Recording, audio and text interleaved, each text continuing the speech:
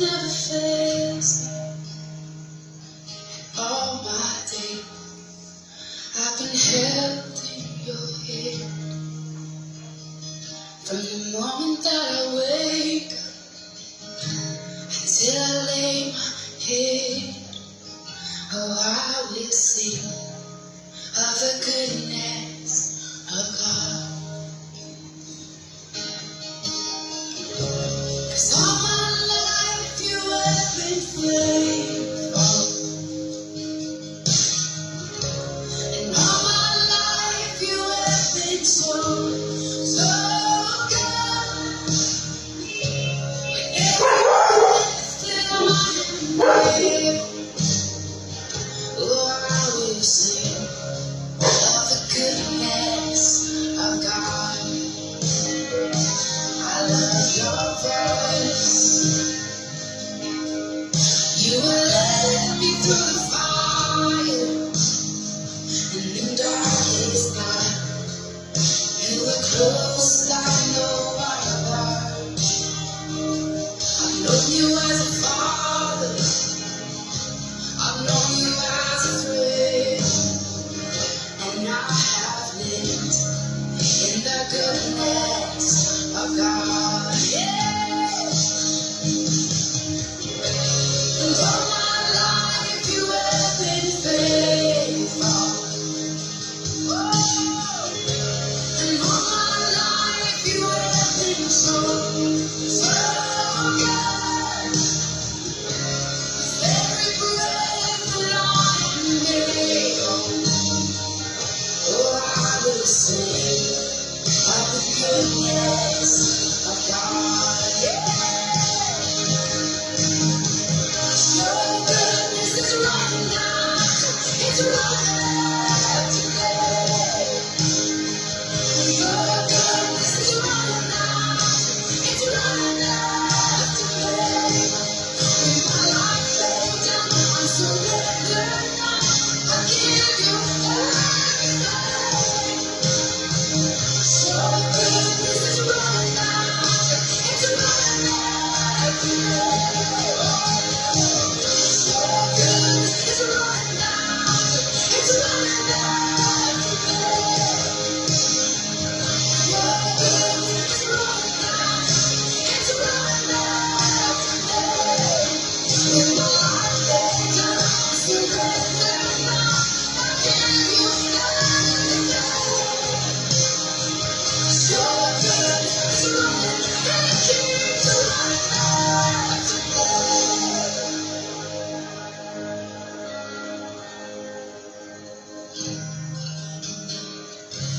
And all my life you have been faithful. And all my life you have been so, so good.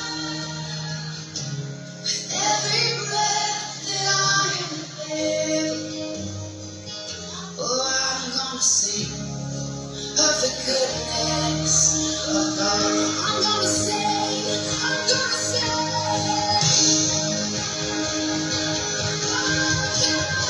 Just all my life you have been faithful.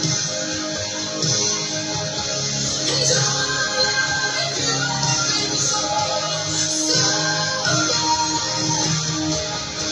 With every breath that I am able, oh, I'm gonna sing of the goodness of God.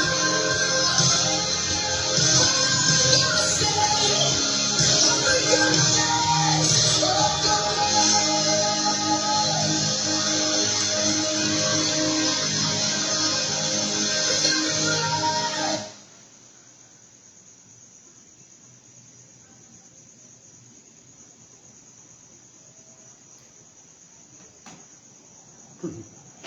Okay, so magandang gabi po sa ating lahat, sa lahat ng mga ah, nakatunghay sa ating pong live ngayon. Magandang gabi po sa inyo lahat. At gayon din po na isang mapagpalang araw sa lahat ng mga nasa ibang bansa, sa Amerika, sa New Zealand, sa Singapore, at mga iba pang mga dako na ito ay inaabot po ng tinig na ito, ay isang mapagpalang araw na naman na tayo po ay sama-sama to stand into the presence of the living God upang patuloy po natin na alamin ang bawat mga katotohanan na kailangan ito po ang ating pong yakapin sa ating pong paglalakbay sa daigdig na ito upang hindi po tayo malihis sa landas na ating pong tinatahak tungo sa landas na nais ng Panginoon na ating tahakin. Kaya po, buksan po natin ang ating mga kaisipan at hayaan natin na tayo po ay lumampas sa ating pong mga limitasyon. Dahil ang limitasyon ng tao ay yun po yung humahadlang upang lubos na makamtan po at maunawaan natin at hindi lamang maunawaan, kundi magkaroon po ng katuparan ng bawat mga katotohanan na ito'y maririnig po natin o manggagaling sa Panginoon sa ating mga buhay. At inuulit ko po na ang katotohanan ay hindi po ito isang aral o isang katuruan na ito ay kinukondisyon ng ating mga kaisipan, kundi ang katotohanan ay ito ay buhay. At ang katotohanan ay nasa lampas po ng limitasyon ng tao. Kapag di po tayo nakalabas sa ating mga limitasyon, di natin makikita at mauunawaan kung ano ang katotohanan o mga misteryo na nasa kaharian po ng Diyos. Kaya ngayon ay buksan natin ang ating kaisipan, hayaan natin na ito'y mapasailalim sa paghahari ng Espiritu upang lubos natin makamtan ang pinakabuod ng salita na ito'y maipaparating sa atin at tayo po ay patuloy na mag-focus at dalhin natin sa ating mga buhay ang maririnig po natin upang ito po ay magkaroon po ng kapakipakinabang sa ating mga buhay ngayon at magpakailanman. Kaya ang ating pong topic ngayon ay hinggil po sa the reality of prayer. Gusto ko pong basahin sa Matthew chapter 6 verse 5 to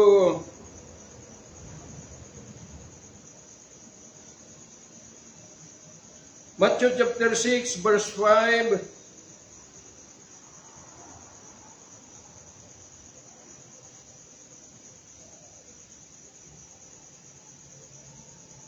to 6 or 7. And when thou prayest, thou shalt not be as the hypocrites are, for they love to pray standing in the synagogues and in the corners of the streets, that they may be seen of men. Verily I say unto you, they have their reward. But thou, when thou prayest, enter into thy closet, and when thou hast shut thy door, pray to thy Father which is in secret, and thy Father which sit in secret shall reward thee openly. But when you pray, use not vain repetitions as the heathen do, for they think that they shall be heard for their much speaking. Father, thank you for this day that you have given us again. Thank you so much, Lord God, for patuloy na bukas na pintuan ng kalangitan at kami po ay patuloy na sama-sama, Panginoon, Lord God, na maging isa to stand in your holy presence, O God. At dalangin ko po, Ama, na bawat mga katotohanan, ito po, Diyos, ay hindi lamang po ito magiging katuruan o kaalaman namin, kundi ito ay magiging kabahagi ng aming mga buhay. At ito po ay masundan po namin, Panginoon, at matupad ang lahat ng ito na aayon sa iyong katwiran, Panginoon. Dalangin ko po na damitan mo kami ng karunungan galing sa iyo at kaalaman, Panginoon. At hayaan mo na ang bawat katotohanan ay ito ay magiging matibay na sandigan at pundasyon ng aming pong mga buhay habang kami po ay naglalakbay sa daigdig na ito, Lord God Almighty, at makaya naming tawirin ang daigdig na ito hanggang sa iyong kaharian. Salamat, even the presence of all your heavenly hosts na patuloy na kapiling po namin upang patuloy na magbantay at magprotekta sa bawat isa sa amin from everyone's lout of the enemy, O God, at higit sa lahat na nagpapasalamat kami, Lord God, your holy presence, O God, at patuloy na bukas na pintuan ng kalangitan, at malaya po kami, Panginoon Lord God, na sama-sama as one together to stand in your holy presence all day long. Father, we thank you, we give you praise, glory, and honor, the most wonderful name, Lord and Savior Jesus Christ. Amen and amen. So, ang ating pong tatalakayin sa araw na ito ay hinggil po sa the reality of prayer. So, ibig pong sabihin na kailangan maunawaan po natin. Dahil sa panalangin, madali lang pong manalangin. Madali lang pong magsalita. Kaya lamang, ang tanong dito ay yung panalangin pa natin ay ito ay umaabot sa Diyos. Dahil kung titingnan po natin, ay yun po yung pinaka-main na subject sa buong mundo, maging sa mga religion, maging sa mga tradisyon, at sa lahat, na ang panalangin ay yun po yung pinaka-main reason sa pagtitipon. Kaya maraming nagsasabi na ang panalangin ay talagang powerful. Ito ay makapangyarihan na through prayer ay masasagot ang lahat. Di po ba? Kaya lamang, totoo po yun, kaya lamang kinakailangan maunawaan po natin na yung panalangin natin ay nakakasiguro ba tayo na ito ay nakakaabot sa Diyos? At kung nakakaabot, may dahilan ba para ang Panginoon ay sumagot sa ating panawagan? Alam niyo po, ay kung bawasahin po natin ang banal na kasulatan, ito yung dahilan kung bakit marami pong nananalangin. Dahil yung pong mula po doon sa Old Testament hanggang sa New Testament, ay ito po ay binabanggit, hinggil po sa panalangin. Kaya lamang, kailangan maunawaan natin, sino ba ang tinutukoy ng banal na kasulatan na ito ay may karapatan manalangin at makipag-ugnayan sa Diyos. Dahil noong pa man nandito ang Panginoong Hesus, na ang sabi po niya, hindi lahat ng tumatawag sa akin, sabi niya, ng Lord, Lord, ay makapasok sa kaharian ng Diyos. So ibig pong sabihin na meron pong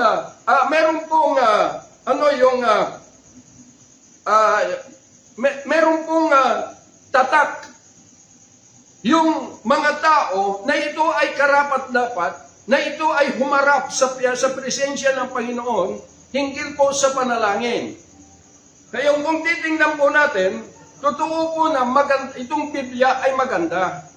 No po? Maganda itong Biblia. Dahil dito po ay dito natin makikita, matatagpuan, mababasa at malalaman the existence of the living God. At dito rin natin malalaman hinggil sa kanyang deity, sa kanyang pagmamahal, sa kanyang mercy. Dito natin makikita at lahat ng mga bagay na ito ay kanyang kalooban ay makikita at matatagpuan natin sa banal na kasulatan. Kaya nga lamang, kung titingnan po natin, ay lahat ba na ito ay naka-address sa tao, yung nasa Biblia? Yun yung problema. At ito'y napakahirap tanggapin ang katotohanan, pero kinakailangan. Alang-alang sa kaligtasan ng lahat, ay kinakailangan ito ay mahayag. Dahil sabi nga ng banal na kasulatan na ang Panginoon ay pumunta, ang sabi niya, to reprove the word of sin. Pagka sinabing reprove the word of sin, ibig pong sabihin na andun po yung pagtutuwid, andun po yung pagsansala, correction. Ito po ay yung pong instruction of righteousness. Kaya makikita po natin na lahat ng mga sinasabi ng banal na kasulatan ay ito po ay itinutuwid niya yung landas na dapat po nating tahakin kung naunawaan po natin kung ano itong nasusulat. Dahil ang panalangin, kung titingnan po natin, ay walang putol na ginagawa sa buong mundo. Pero kailangan maunawaan na matanggap po natin na meron pong dalawang remnant na nandito sa banal na kasulatan. Ito po yung Hudyo, Israel, at saka Gentiles. Itong Hudyo, ito yung mga na-establish ng Diyos during the dispensation of promise kay Abraham, na-establish niya ito within 430 years na mga great nation na kanyang mga bayan. Ito po yung kanyang dinadala, minomotivate habang naglalakbay sila sa daigdig na ito. Minomotivate by the Spirit of God. Pero hintil, ito po yung mga tao na motivated by the spirit of this world. Na ito yung sinutukoy sa Ephesians chapter 2, verse 11 to 13, na mga hintil, sabi niya, by nature, sabi niya, hindi kayo kabilang sa Commonwealth of Israel, sa mga tao na ito'y tinuli. Hindi kayo kabahagi sa promise ng Diyos. Kayo ay ipinanganak sa daigdig na ito, walang pag-asa at walang Diyos. So, ibig pong sabihin, kung wala tayong Diyos bilang hintil, kasi pagka sinabing hintil, pag hindi ka Hudyo, hintil ka. Ito yung lahi na kinagisnan po natin. Dahil lahat po tayo ay ipinanganak under the kingdom of Satan. Kaya kung wala tayong Diyos, kanino tayo nananalangin? Hindi naman pwede dahil sinabi ng banal na kasulatan, maging kay Pablo, na sabi na manalangin tayo na walang patlang, ay ginagawa po natin. Kailangan maintindihan po natin, mga minamahal na mga kapatid, na itong banal na kasulatan, itong Biblia, itong Old Testament, ay ito po yung tinatawag na Torah book or information concerning Judaism.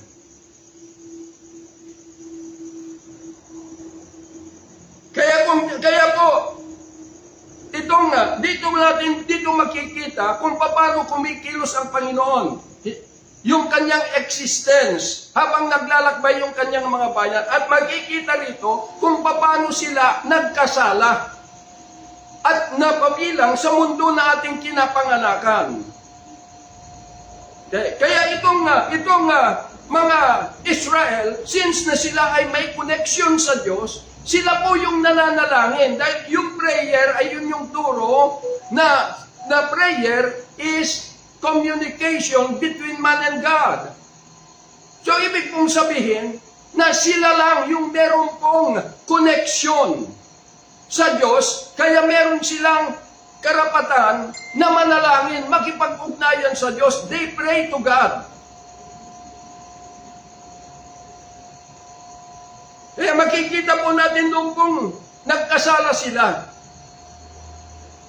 After Malakay, about 400 years bago ipanganak ang Panginoong Hesus, nanahimik ang Panginoon sa kanila. Nanahimik. Pati ang mga propetas. Kaya, kahit na anong panalangin ang gagawin nila, ang Diyos ay hindi na tumutugon. Kasi po, yung kanilang nilabag na batas, ay ito po ay nagdala sa kanila ng sumpa na nandoon po sa Galatians chapter 3 verse 13. Umpisahan ko po sa 10. For as many as are of the words of the law are under curse. For it is written, cursed is everyone that continueth not in all things which are written in the book of the law to do them. But that no man is justified by the law in the sight of God, it is evident, for the just shall live by faith. And the law is not of faith, but the man that doeth them shall live in them. Christ has redeemed us from the curse of the law, being made a curse for us, for it is written, cursed is every one that hang on a tree. So, ibig pong sabihin na dito ay naalipin po sila sa sumpa ng batas. Kaya kinakailangan na meron po na yung binhi na ipinangako ng Panginoon ng Diyos kay Abraham na ito ay ipapanganak doon sa city of David, Bethlehem, ay kailangan siya yung magdala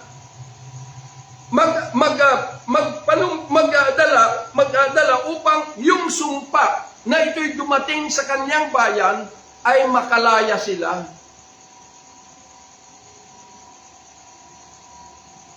Kaya makikita po ninyo na nung nandito ang Panginoon, ang sabi niya, huwag ninyong isipin, sabi niya, na ako ay andito ako para wasakin ang batas o ang mga propetas, kundi isa katuparan.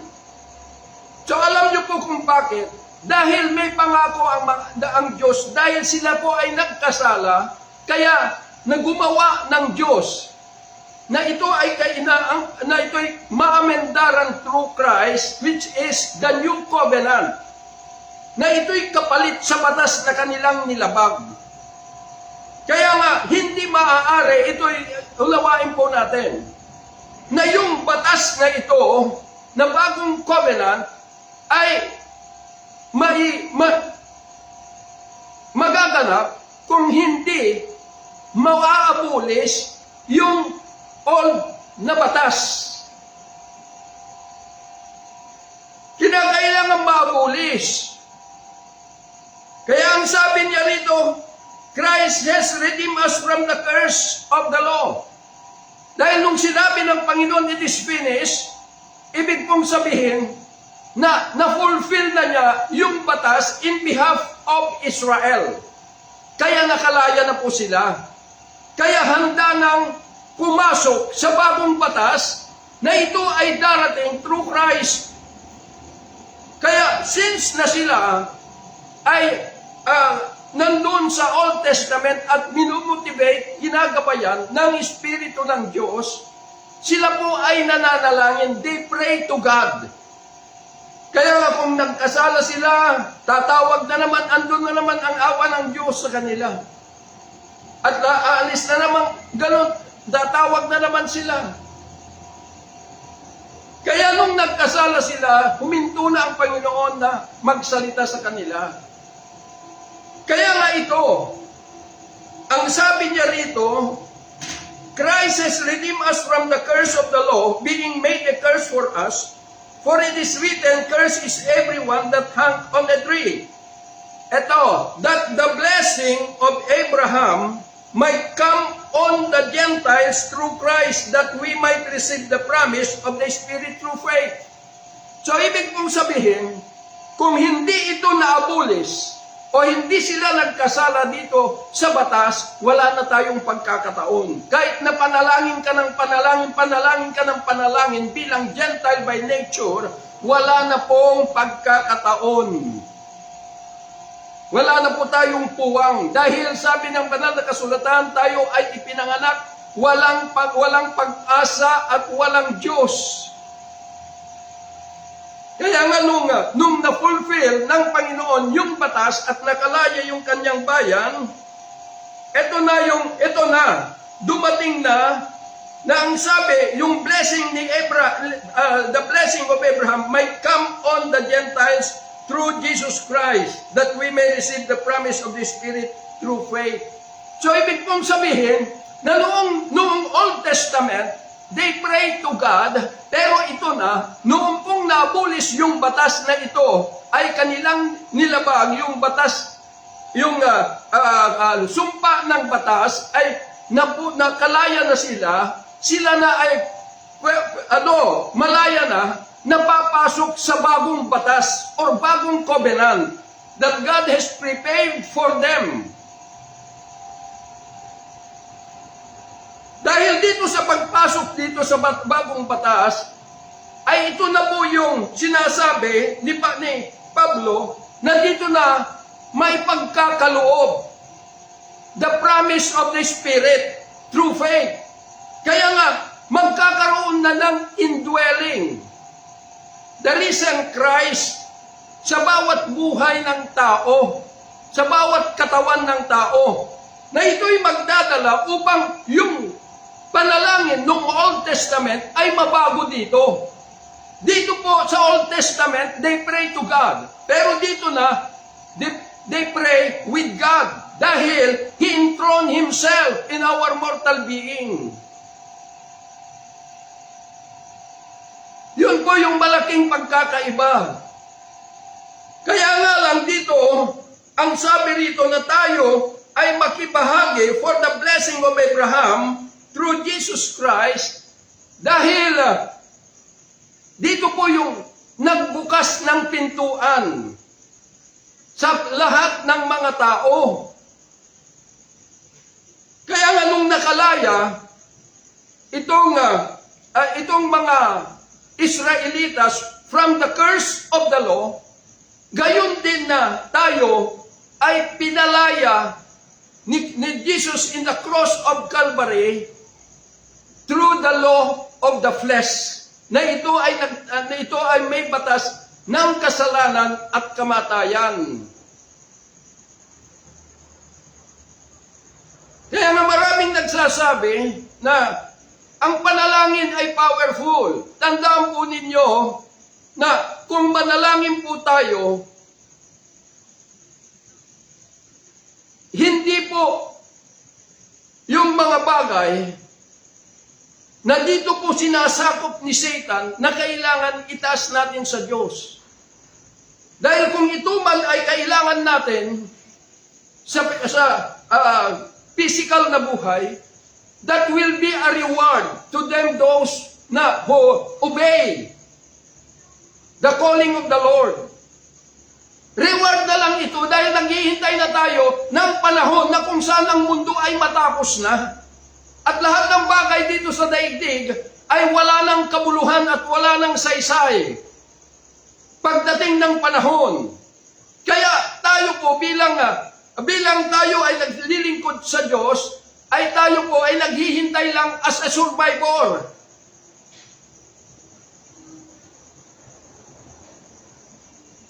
Kaya makikita po ninyo na tayo bilang Gentile by nature, ang sabi ng Panginoon sa kanyang bayan, John chapter 8, verse 35, that ang sabi niya, if the Son of Man has set you free, you are free indeed. Ibig pong sabihin na noong tayo po ay, nung pumunta ang Panginoon in the cross of Calvary, ibig pong sabihin, yung free indeed, malaya na tayo, katulad ng Israel na naging malaya dahil mula sa sumpa ng batas. Pero hindi ibig sabihin na doon ay ligtas na sila. Kinakailangan pumasok sila sa bagong covenant, which is a better covenant, o bagong batas, which is the law of the Spirit of life.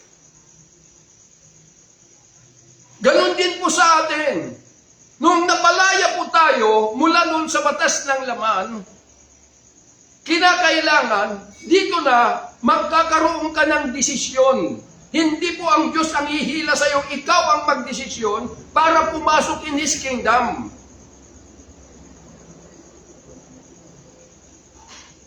Kaya nga, yung freedom na binigay ng Diyos ay dito tayo nagkakaroon ng malayang pagdidesisyon kung anong gusto natin sa buhay natin.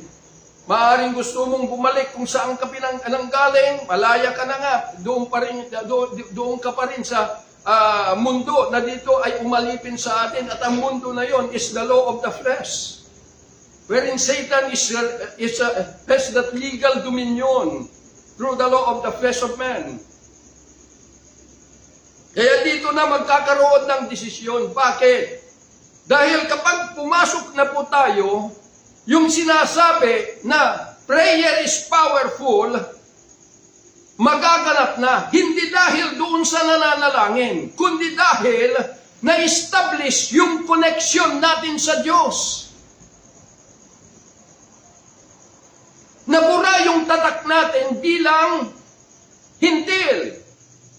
At yung pong Hudyo, Israel, ay nabura rin yung kanilang tatak na Hudyo, at tayo ay sama-sama, the Jew and the Gentile, or any race, as one together, being a church, the body of Christ. Kaya dito na, kapag manalangin na po tayo, we have our direct access to the Father. Dahil na-establish our connection.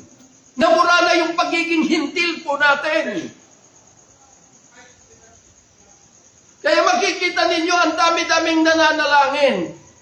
Pero kanino sila tumatawag? Yun yung problema.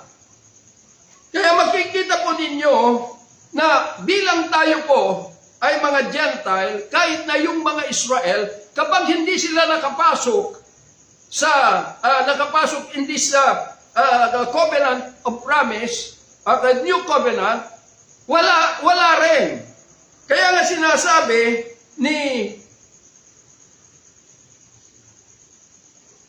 Pablo sa mga taga-Korinto, na ang sabi niya, chapter 3, but their minds were blinded. Ito yung mga Israel. But their minds were blinded, for until this day remained the same veil untaken away in the reading of the Old Testament, which veil is done away in Christ. Ibig kong sabihin, naabulis na. Naabulis na ito. Pero di nila nakita na ang sabi rito ni Pablo, could not steadfastly look to the end of that which is abolished. Bakit? Dahil yung naabulis, nakalaya na nga sila mula sa sumpa ng batas, ito pa rin yung kanilang binabasa, dito pa rin yung kanilang pinagbabatayan. Kaya nanatili silang bulag. Maging hanggang ngayon. Dahil sa pagkakabasa ng lumang tipan, dito maraming bulag na mga tao. Bakit? Dahil dito po nagdala ng sumpa sa bayan ng Diyos na dito inabulis ng Panginoon at isinakatuparan sa kanyang bayan, pero binubuksan ng mga nagtuturo, mga papastor itong testament na ito, itong batas na ito. Kaya dinadala natin pa rin yung sumpa ng batas sa buhay ng mga tao. Kaya nga lang, kung kaya mong ipamuhay lahat ng batas, sabi niya, although hindi, sabi ni Pablo, then live on it. Pero dito po, sa Old Testament, once you violate one of the law, you violate the whole law. Kaya hindi kaya. Kaya nga dumating ang Panginoon para pagaanin yung pong kalalagayan natin sa pamamagitan ng kanyang full operation. The full operation of the Spirit of God. Kaya nga itong Old and New Testament, hindi po maaari na dahil sinasabi ni Pablo na kailangan manalangin kayo. Pray without ceasing. Ang problema, nabasa lang natin yun at ginagawa po natin. Pero sinasabi, naka-address po itong mga sinulat ni Pablo sa mga lugar na kung saan ay na-establish yung kanilang koneksyon. Na ito'y tinatawag na the church.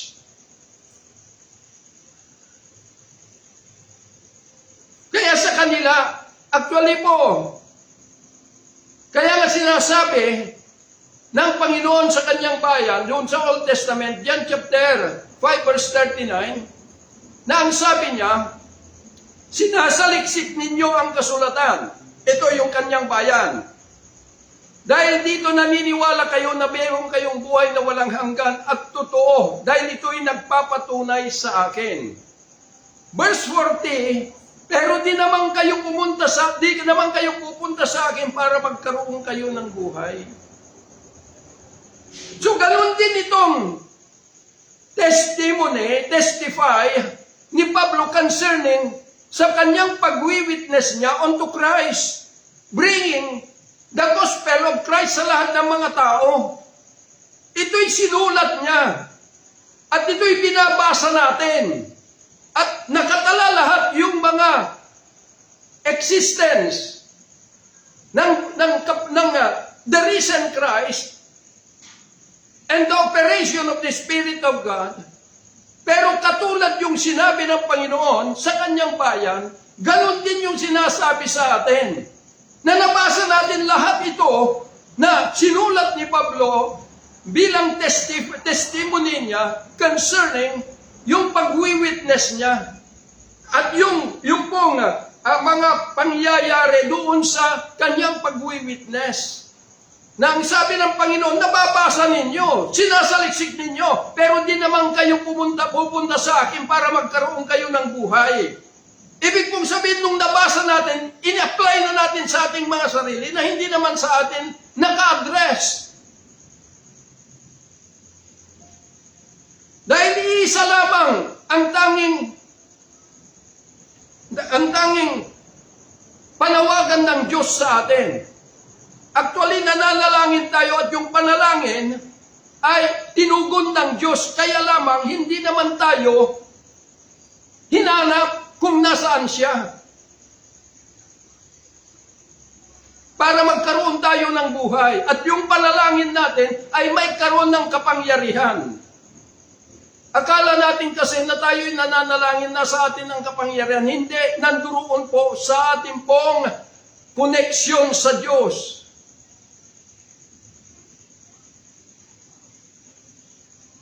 Kaya makikita naman natin, paano tayo magkakaroon ng koneksyon?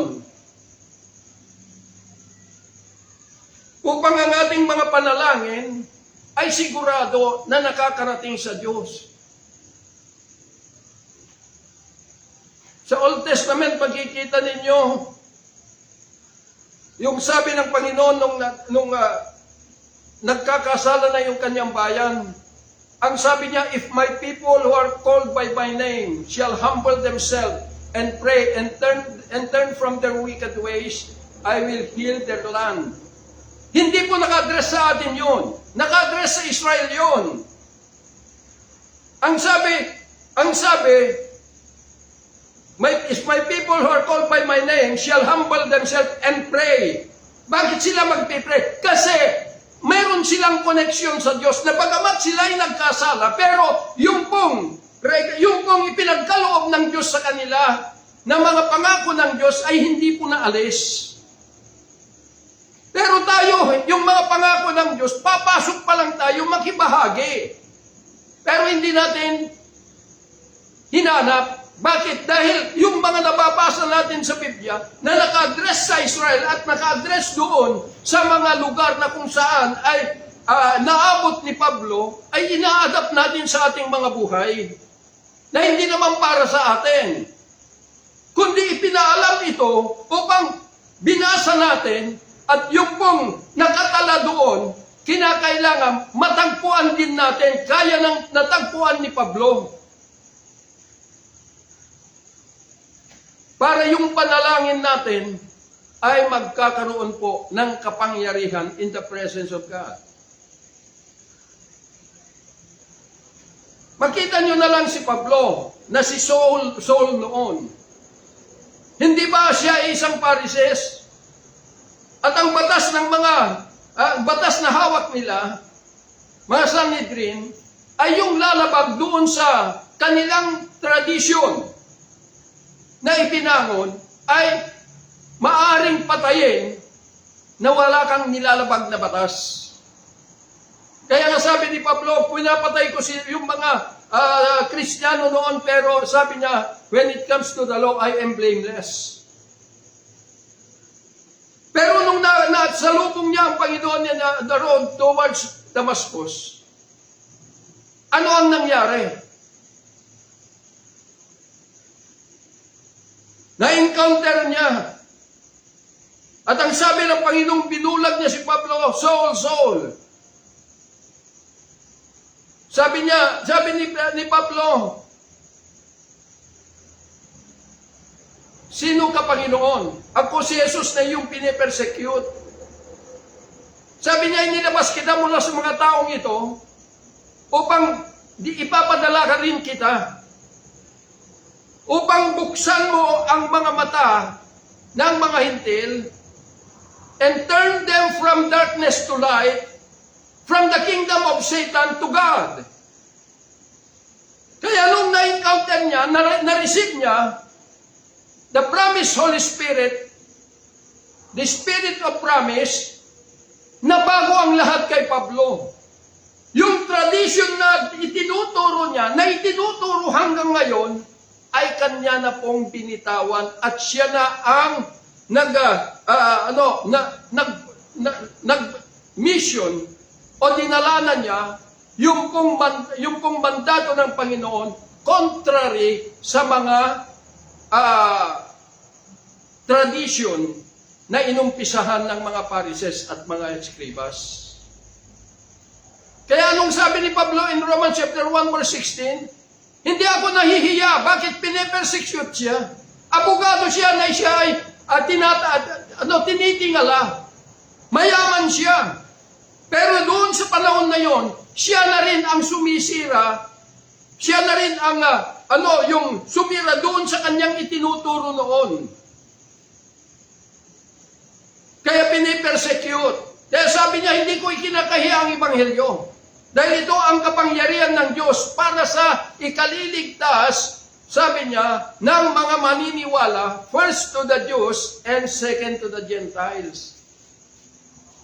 Kaya ipinagpatuloy niya upang ito'y makita natin at matunghayan ang buong kasulatan ng Biblia ay mauunawaan natin na kinakailangan matagpuan natin the risen Christ. Na siya yung natagpuan na nagkaloob sa Kanya ng kaalaman na hindi niya nalaman sa kanyang sariling karunungan.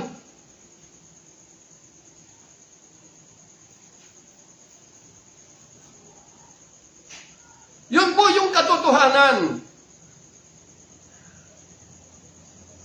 Kaya nga sinasabi po sa Ephesians chapter 1 na dito, actually mga Ephesus is a Gentile by nature na katulad po natin. Itong Ephesus, it is the epicenter of worship sa Greek at sa mga Roman gods. At nung unang journey ni Pablo na pumunta doon sa Ephesus, dito ay pinahayag niya ng pahayag. Dala niya yung gospel. Hindi po yung batas. Na yung gospel na dala niya, ito po yung nakaukit. The engraved epistles of Christ in His life. Bakit kinakailangan? Dahil ang sabi ng Panginoon, you shall be witnesses unto me. Ibig sabihin, meron siyang may testimony siya. Pero hindi pwede na yung testimony lang ang maihaharap. Dahil kung pumunta ka doon sa korte at mag-testify ka, pupunta ka doon sa piskal para igawan ka ng testimony. Mag-testify ka doon. At kung nabasa ng piskal at nakita niya may probable cause, dadalhin yun sa husgado. At doon, yung testimony mo, ito po yung dito po na katala lahat yung mga nakita mo kung ano pa man, pero ikaw ang magwi-witness doon sa testimony mo. Ganon din kay Jesus. Kaya lamang, hindi maaari dahil kailangan pumunta doon sa cross. Kaya imbes na siya ay tatayo yung kanyang physical na katawan to prove on his testimony, hindi po kundi idiniligate niya po ito sa magiging kanyang katawan, which is the church. Hindi po church yung mga kapilya na nakatayo. Hindi po rin church yung mga nakabasa ng Biblia at nag-graduate sa Bible School, because Bible School, yun po ay ipinagpatuloy nila yung theological tradition na ito po ay ibinangon ng mga Pariseo 150 years before the before the birth of Christ. At ito yung pinagpatuloy ni Martin Luther na dumating at niyakap ang lahat na ito'y. Sabi ni Pablo in 2 Corinthians chapter 3, verse 18, na ito'y bumubulag sa lahat ng mga tao in the reading of the Old Testament.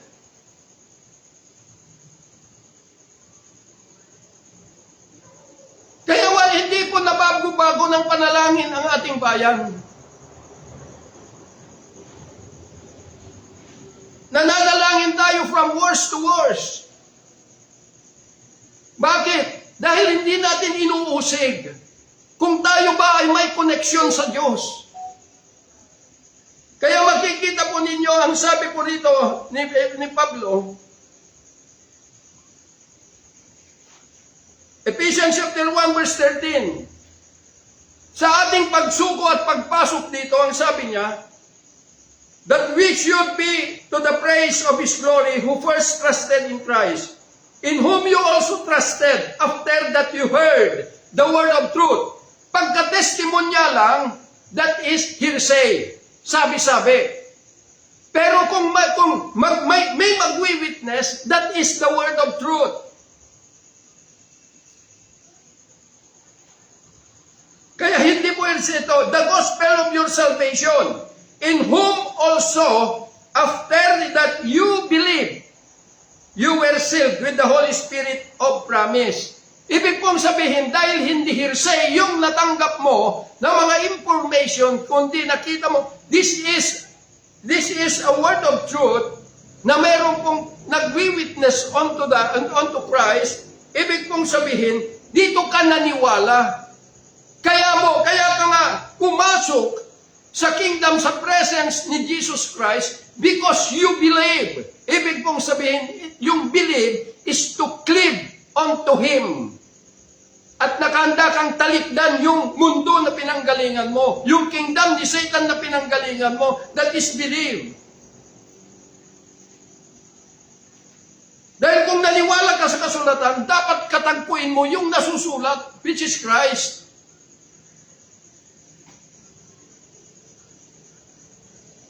And you were sealed with the Holy Spirit of promise. Ito na po yung grace of God. Ito na po yung tinutukoy ni Pablo in 2 Corinthians chapter 5 verse 19 na bagamat nagkasala kayo, sabi niya, hindi na po ipinilang yung mga kasalanan ninyo, but He gave the word of reconciliation. And the word of reconciliation is the grace of God, which is the Holy Ghost.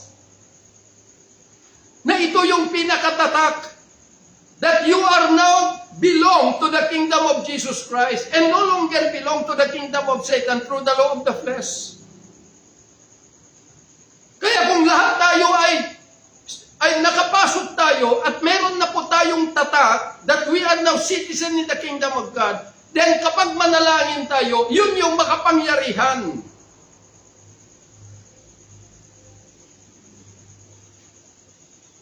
Kaya kung minsan makikita ninyo may nagtuturo about prayer, kahalagahan. Manalangin ka kung paano ka dumapa, kung paano ka uupo, kung paano. Hindi po ganon. Ang titingnan natin, am I belong to the kingdom of God? Being a Gentile. Yun po yung problema. Sinasabi ko po ito dahil kinakailangan mabago po ang lahat. Alang-alang sa maraming mga tao na maliligtas for God's glory. Dahil kung wala pong magsasalita, paano pa maitutuwi ang mga wrong information na dala-dala natin towards the people?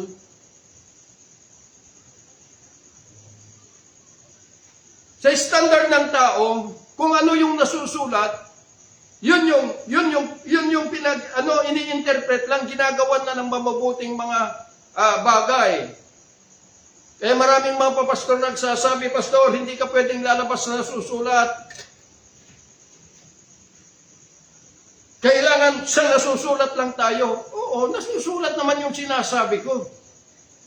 Kaya lamang yung katotohanan nito ay hindi sa ibabaw nakikita. Parang nag-aral ka sa kolehiyo. Kung meron kang libro, kung let's say, yung math, kung may math, mababasa mo yon. Yung mga problem na kinakailangan masolbar. Pero yung solusyon ay wala doon. Ganon din po sa banal na kasulatan. Na kung nabasa mo, tingnan mo kung ano yung pinakamahalaga dito para mag-graduate ka. Kaya nga sinasabi ni Pablo, maliwanag po rito sa Galatians chapter 3,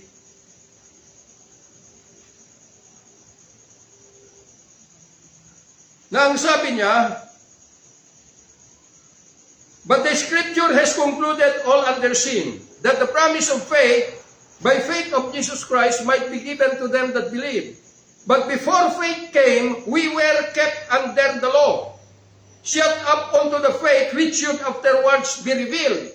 So hindi pa nila natanggap. Wherefore, sabi niya, the law was our schoolmaster to bring us unto Christ. Kung nabasa mo yung Biblia, nakita mo na the existence of the risen Christ, the existence of the living God, His deity, alam mo na kung ano yung kanyang mga layunin, alam mo na kung ano yung kinakailangan na makamtan natin para matagpuan natin siya, then kailangan hanapin na natin. Kaya ang sabi niya rito, wherefore the law was our schoolmaster to bring us unto Christ, that we might be justified by faith. But after that faith is come, we are no longer under a schoolmaster. Graduate ka na sa Biblia. Ibig sabihin, yung nababasa mo natupad na sa'yo. Kung meron ka ng tatak with the spirit of promise, meron ka ng connection sa Diyos. Yun yung problema. Dahil ang itinuturo lang ay yung mga nababasa ay ini-adapt natin sa atin. Gentile tayo. Hindi po naka-address sa atin yung pong, ito pong mga nasusulat dito, kundi naka-address lamang doon sa pinagkalooban. Romans chapter 3 verse 19, na ang sabi doon, na kung ano yung sinasabi ng batas, sabi niya, ay para lamang sa mga taong nasa ilalim ng batas. Maganda yung nandito, itong kwanito eh. Para lamang sa mga nasa ilalim ng batas, upang ang mga bibig ay matumigil. So ibig sabihin, kinakailangan alam natin na natapos na yon, tumigil na yung bibig. Para ang sabi dito, and all the world may become guilty before God. Para ang mga tao, hindi sila magiging self-righteous na dahil nabasa nila yung Biblia, matutuwid na sila. At hindi na nila tinatanggap that they are guilty before God. Pero kung wala na itong batas na ito na natapos na, dito po ang mga tao ay hahanapin nila the risen Christ. Meron po silang pagkakataon. Hindi na po sila malilinlang kasi wala na eh. Kaya si Satan ipinagpatuloy niya na ito ay dinala itong mga theological tradition upang ang mga tao ay hindi nila makita ang tunay na liwanag ng buhay. Nandito pinag-aaway-awayan, mga grupo-grupo, iba-ibang mga doktrina, iba-ibang paniniwala. Pero sasabihin nila, nananalangin silang lahat. Pero ang tanong, may koneksyon na ba tayo sa Diyos? Maaari sabihin natin, Pastor, meron na nung binasa kong Biblia, tinanggap ko ang Panginoon. Hindi ikaw ang tatanggap sa Panginoon. Siya ang tatanggap sa iyo kung ikaw ay totoo. Dahil yung pagpasok mo sa Kanya, kailanman di mo naranasan ang tunay na salitang pag-ibig. Dahil yung pagpasok mo rito ay pagmamahal lang at yung pagmamahal pwede pong mapalitan ng puot at galit. Kaya makikita mo pagka na-opensa ka, di ba, nagagalit ka, pagmamahal yun. Pero mahal mo yung tao. Hindi po pag-ibig yun. Kaya lang yung pagpasok natin sa Panginoon, yung pagmamahal natin ay kalakip yung deep respect to God, reverence. Hindi tayo yung dapat mag-utos sa Kanya, siya yung mag-uutos sa atin. In Him we live and move and have our being. Acts chapter 17, verse 28.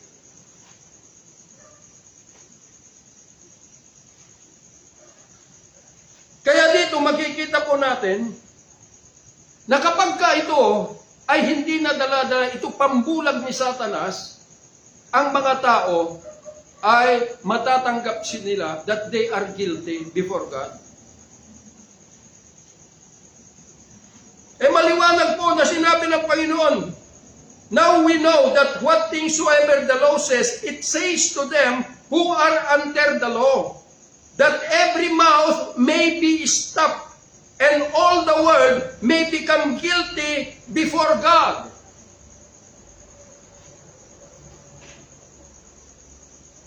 Kaya nga, makikita mo rito, therefore by the deeds of the law, there shall no flesh be justified in His sight.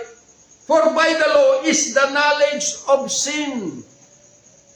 Tapos binubuksan pa, binubuhay pa.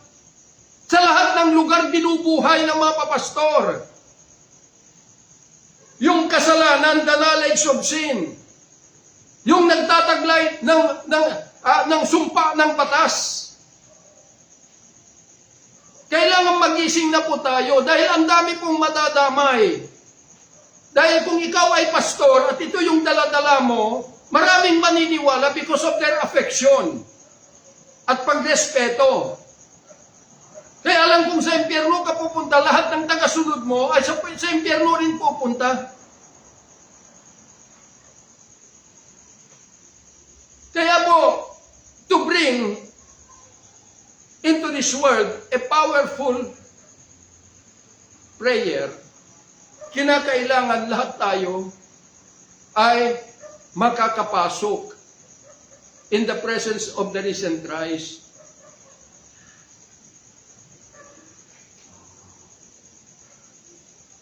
Kailangan makapasok po tayo. At ang tanda na nakapasok po tayo, ang sabi ng banal na kasulatan, panghuli ito,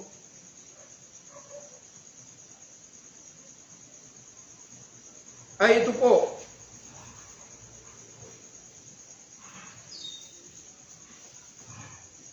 Ang sabi niya dito, for He is our peace, who has made both one, and has broken down the middle wall of partition between us, having abolished in His flesh the enmity, the carnal mind, the law of the mind, even the law of commandments contained in ordinances. Ito po yung batas na nagdala ng sumpa sa bayan ng Diyos dahil hindi po nila natupad. For to make in Himself of twain one new man, upang gawin yung dalawa na maging isang tao, yung Hudyo at saka itong Hintil, kapag ito ay nakapasok dito, ay sila ay mabubuo iisa at ang kanilang tatak ay hindi na po Hudyo, hindi na po Gentile, kundi church. The living church. And that He might reconcile both unto God in one body, the cross having slain the enmity thereby. Ibig pong sabihin, wala na pong hidwaan, wala na pong pagitan.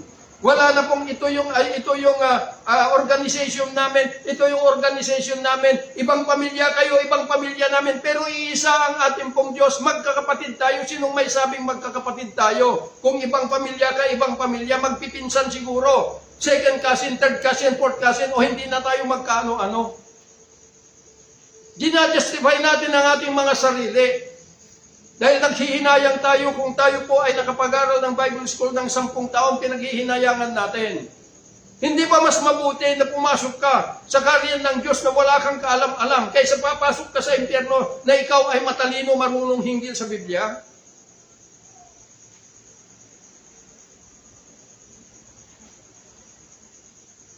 maliwanag po dahil ang layunin po ng Diyos upang tayo po ay magiging kapakipakinabang sa ating pong panalangin, sa lahat ng ating pong mga gagawin ng sabi ng Panginoon, kung tayo po ay mabubuong iisa, na nakapasok po tayo bigkis ng pag-ibig ng Diyos, ay ang sabi po ng Panginoon in Genesis chapter 11, ang sabi niya, na sinimrad yung pinamunuan niya na mga Gentile upang itayo yung Tower of Babel na ginamit ni Satan sinimrad upang buuin yung grupo na may naiisa sila at may isang salita. Kaya ang sabi ng Diyos, kaya nilang ipaabot sa langit.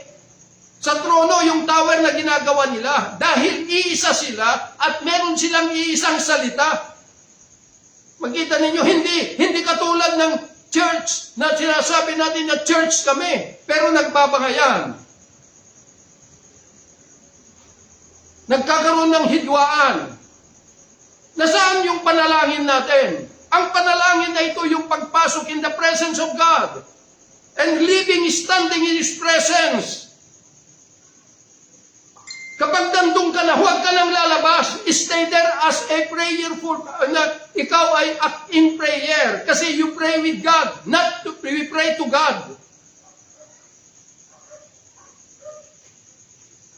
Lahat ng ginagawa natin na katotohanan, that is an act of prayer. Hindi lamang salita, kundi yung mga buhay natin ay nagpapahayag ng kapangyarihan ng prayer. Kaya makikita po ninyo, in whom all the building fitly framed together, who grow unto the holy temple in the Lord, in whom you also are builded together for an habitation of God through the Spirit. So hindi na tayo na-inhabit ni Satan sa kanyang kalikasan, nabura na yun sa ating buhay. Now, kapag may tatak na tayo, the seal of the Spirit of promise, tayo po ay habitation of God. That will be the beginning, that will be the beginning to start a new beginning in life. Doon pa lang mag-uumpisa. Yung pa lang yung sinasabi ng Panginoon, I am the Alpha and the Omega. That will be, yun po yung buhay na sinabi ni Jesus that He is the Alpha of your life. Kaya po mga minamahal na mga kapatid, sana po tulong-tulong po tayo. Nadalhin po yung katotohanan. Huwag po tayong masaktan, masakit. Sabi ng Panginoon na ang minamahal ng Diyos ay Kanyang itinutuwid. Kaya po, kung manumang mga bagay na ito ay nahahayag, sabi ko nga nung linggo, hindi naman pwede na magpahayag ang Diyos na parang multo. Nasasabihin ka dito, di tatakbo ka at sisigaw. Pero hindi naman pwedeng gamitin niya yung aso para ikaw ay i-rebuke, i-reproof, i-correct, o pusa. Siyempre tao yung gagamitin niya. A holy man of God spake and moved by the Holy Spirit of God. By the Holy Ghost. Yun po yung ginagamit niya mag-rebuke. So, ibig sabihin, kapag may tatak na tayo ay tinagurin, Holy Man of God. Moved by the Holy Ghost. Dahil siya na yung nag-aari sa atin. Siya na yung nagdadala sa atin. Hindi na po yung laman natin na ito'y pinagharian, nagbibigay ng legality ni Satan to exercise his dominion through, sa buong mundo. Hindi na po yung laman na ito. Kundi the Spirit of God, which is the Holy Ghost, the grace of God, or the word of reconciliation. Kaya po yun po yung katotohanan sa panalangin. Dahil once you are living in the presence of God, lahat ng ginagawa mo, as the Lord leadeth you, that is an act of prayer. Kumilos ka man at magsalita ka man, that is an act of prayer. Kaya ilaban natin ang katotohanan. At habang ako'y nabubuhay, hindi po ako titigil. Kaya sabi ko nga nung linggo, kung pwede lang pusang gamitin mo, Panginoon, para walang tao na sisisihin nila. Walang tao na kamumuhian nila sa paghahayag, pagkukorek, pagtutuwid, at pagre-reproof. Pero mahal tayo lahat ng Panginoon. For God so loved the world. Pero kailangan tumalima po tayo sa tamang proseso. Hindi po yung proseso natin na nabasa natin ang buong Biblia at sasabihin natin na tayo ay lingkod na. Dahil pinag-aralan natin true theological perspective. Hindi po. Dahil ang theological perspective ay yun po yung mga turo na galing po kay Martin Luther at mga Pharisees noong pang panahon, mga Sanhedrin, at niyayakap na lang ng mga tao ito sa pagkaakala na tama yun at pupunta na sila sa langit. Tandaan po natin at iangkla natin ang ating mga kaisipan na tayong lahat ay mga Gentile by nature. Okay? Ang ating destiny ay impyerno. Pero si Jesus ang magbabago nito para sa langit po tayo pupunta. So yun lamang po at magandang araw po sa inyo lahat. Purihin po ang Panginoon. Father, we thank you for this day. I pray to continue, Lord, na i-unveil ang lahat ng mga katotohanan, Panginoon Lord God, na ito at Diyos ay maihayag sa lahat ng mga tao, Panginoon, upang ito po ay magsilbing liwanag sa bawat mga tao sa patuloy na paglalakbay po namin.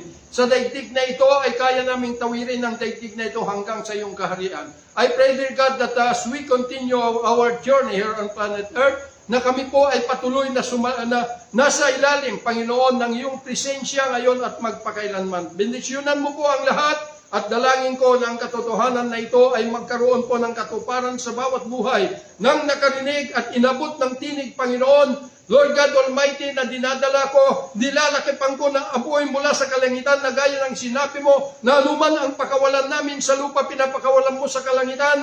Ang kapangyarihan ng apoy na ito ay magdadala, Panginoon, sa lahat ng katotohanan sa bawat buhay ng mga nakakarinig at makakarinig pa sa mga katotohanan na ito ay magsilbi, Panginoon, Lord God Almighty, na ito ay babago sa buong pagkatao ng lahat in the name of Jesus, the Son of the living God. Now, fire!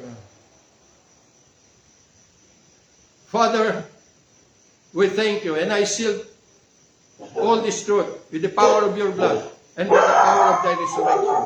And I pray that everyone may rejoice in the fellowship of your suffering.